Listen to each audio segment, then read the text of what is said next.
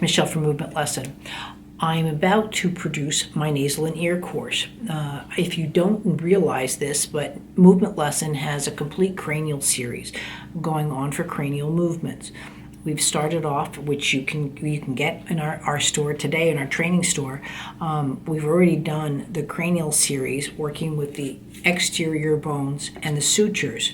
Now we're going into the nasal and ears. We'll be working with the sinuses just as much as the ear canals, as the facial bones and facial sutures, going into those movements.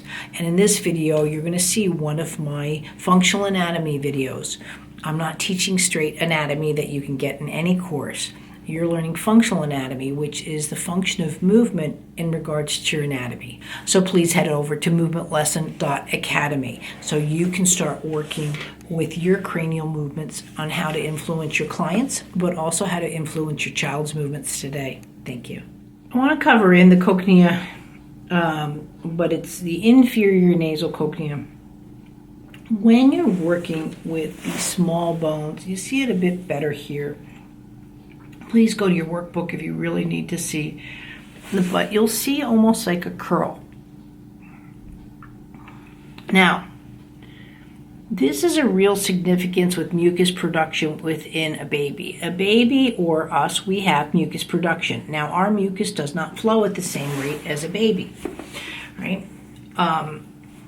It flows much quicker. Why? First of all, the nasal canal is so tiny. Second of all, it's there to coat. When a baby goes too much of a tilt, these are like dikes where the water or the mucus, in a sense, can only go so far. Now, if it goes beyond that, then there's a second system that kicks in. This is where you get kids that gag, they have reflux, apnea, problems with sleeping, mucus production, saliva, secretions, or tongue-tied. High palate goes in and it interrupts the amount of where the mucus can flow and hit that and give a regulatory system to, in a sense, bring the child upright. You're not meant to have liquids in the ear ducts and the eustachian tubes, those kind of things. You're not meant to have infections. You're not meant to have those kind of things that go into it. We're built a certain way for a reason, to keep us healthy, mainly, as well. But it's a system of set up within the nasals which establishes the vestibular. It's one of the things that I always say, that you can tell a typical child because they go, what, and huh, versus, again, this up, down, side, horizontal kind of thing. Because, again, this vestibular system did not set up well enough within the inferior nasal concha. And really, this is where, again, so much of that water bowl technique really comes from. Some of these small bones, again, are just so amazing. What's also interesting, you can see it again here, right? But see, again, the body doesn't go this way. It torques, right? And that's where that vomer gets, and so almost like a little paddle, right? The cochlea can work and work within that vestibular, and guess what? That's crawling, that's walking. So when you see a child with the head just down, right? My child hates tummy time. My child doesn't have head control. My child back arches.